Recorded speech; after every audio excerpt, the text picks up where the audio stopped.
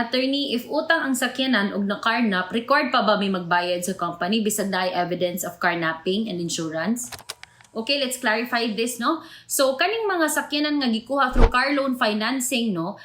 You are actually entering into a contract of loan, okay? So, kanang financing company, sila mo bayad sa inyuhang gikuhaan og sakyanan and kamo, ang inyuhang bayaran is the financing company na. So, ang subject of the contract is money, not the car. The car is just a collateral. So, unsa pay bisag unsay matabo sa sakyanan, makawat na or makarnap na, mubayad ra gihapon mo sa financing company because again, ang inyuhang giutang is kwarta, dili ang sakyanan. Okay? So, you might ask, attorney, naman kuno provision sa civil code na if the thing subject of the contract is lost, the obligation is extinguished. That is true. However, that provision applies only if the thing subject of the contract is specific or determinate. However, in your case, it is inapplicable because ang imuhang kaso is a contract of loan of sum of money. Nag-loan ka sa car financing para sila'y mo bayad sa imuhang gipalitan sakyanan.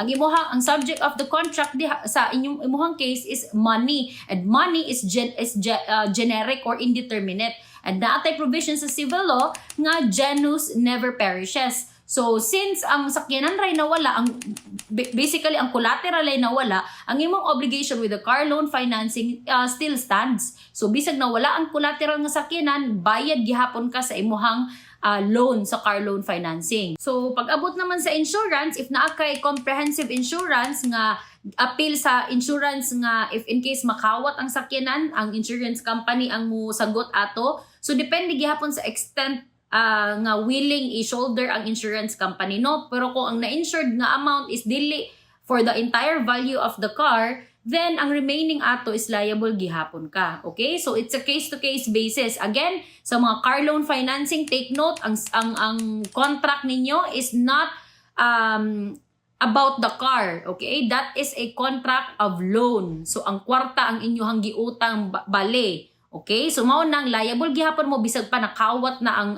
sakyanan. Hey everyone! So, gusto na ko magpasalamat sa itong mga followers dito sa TikTok, no? Nga ni-subscribe yun monthly para makakuha sila guaranteed DM replies. Sa katong uban followers nga wala pa ni-subscribe, maningkamot ko nga matagan time o makareply ko sa inyong messages and DMs. Okay? So, that's it for Let's Talk Legal with Attorney Zai.